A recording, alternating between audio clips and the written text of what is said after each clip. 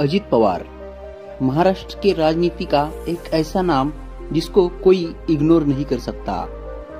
अजित पवार राष्ट्रवादी Congress party यानी कि NCP के एक भारतीय राजनीतिज्ञ है।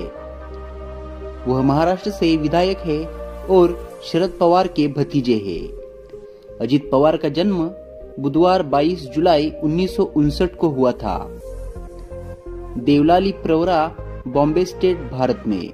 उनकी राशि कर्क है। उनका पूरा नाम अजित अनंतराव पवार है। उन्होंने अपनी स्कूली शिक्षा बारामती, महाराष्ट्र से की है। उनके पास महाराष्ट्र स्टेट बोर्ड से सेकेंडरी स्कूल सर्टिफिकेट है और वह कॉलेज ड्रॉप आउट भी है। वह स्नातक की पढ़ाई करने के लिए मुंबई चले गए थे, लेकिन कॉलेज में रहते हुए उनके पिता का निधन हो गया, इसलिए उन्हें अपनी पढ़ाई छोड़नी पड़ी और अपने परिवार की देखभाल के लिए घर वापस जाना पड़ा। अजित पवार मराठा जाति से ताल्लुकात रखते हैं। उनके पिता अनंतराव पवार ने बॉम्बे में राजकमल स्टूडियो में प्रमुख फिल्म निर्माता वी शांताराम के लिए काम किया था।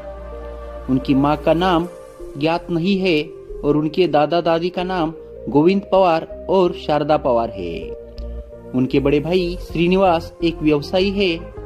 उनकी बहन विजया पटेल जो कि मीडिया पर्सन है, उनका 22 जनवरी 2017 को निधन हो गया है। अजित पवार की शादी महाराष्ट्र के पूर्व मंत्री पद्मसिंह बाजीराव पाटिल की बेटी सुनीता पवार से हुई है। उनके दो बेटे हैं, जय पवार और पार्थ पवार।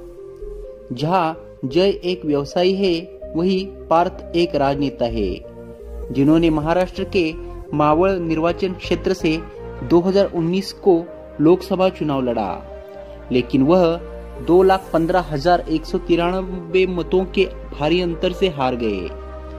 1982 में अजित पवार पुणे में एक सहकारी चीनी कारखाने के बोर्ड के लिए चुने जाने के बाद सक्रिय राजनीति में आए। 1991 में वह पहली बार महाराष्ट्र के बारामती निर्वाचन क्षेत्र से लोकसभा के लिए चुने गए। हालांकि जब पीवी नरसिम्हा राव सरकार में शरद पवार को रक्षा मंत्री के रूप में नियुक्त किया गया था, उस समय वे संसद सदस्य नहीं थे और 6 महीने की अवधि के भीतर उन्हें संसद सदस्य बनना था। इसलिए अजित पवार को शरद पवार के लिए अपनी सीट खाली करनी पड़ी। उसी वर्ष अजित ने बारामती सीट से महाराष्ट्र विधानसभा चुनाव लड़ा और जीता भी। उन्होंने अपनी सीट बरकरार रखी है। वो लगभग 1995 से 1999, 2004, 2009, 2014 और 2019 में उसी निर्वाचन क्षेत्र से फिर से चुने जाते आ रहे हैं। इन वर्षों में उन्होंने कृषि, वित्त, सिंचाई, बिजली और उप प्रमुख जैसे कई विभागों को संभाला है। महाराष्ट्र के मंत्री अजित ने अपने करीबी और उनके अनुयायियों के बीच बड़े भाई यानी कि दादा के रूप में लोकप्रिय है। वह राष्ट्रवादी कांग्रेस पार्टी की युवा शाखा के बीच बहुत ही लोकप्रिय है और वे अक्सर उन्हें संबोधित करने के लिए एकच दादा, अजित दादा का नारा लगाते हैं। उन्होंने बारामती विधानसभा सीट से 2019 में महाराष्ट्र विधानसभा चुनाव 1,66,000 मतों से जीता, जो कि सबसे ज्यादा था। हालांकि 23 नवंबर 2019 को अजित ने शरद पवार की सहमति के बिना भाजपा का समर्थन किया और उन्होंने सीएम के रूप में देवेंद्र फडणवीस के साथ महाराष्ट्र के उप मुख्यमंत्री के रूप में शपथ ली। हालांकि 26 नवंबर 2019 को उन्होंने डिप्टी सीएम पद से इस्तीफा दे दिया।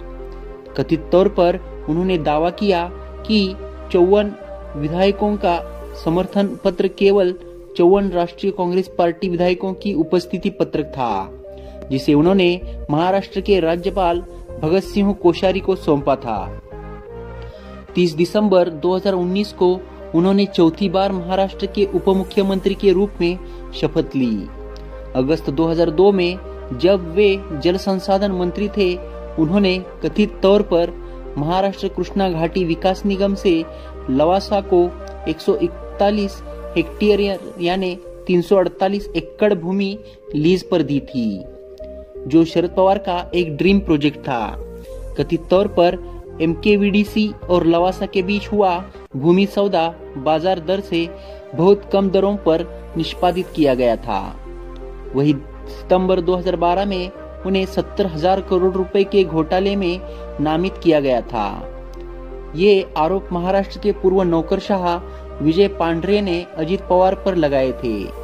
इन आरोपों के बाद अजित को महाराष्ट्र के डिप्टी CM पद से इस्तीफा देना पड़ा था।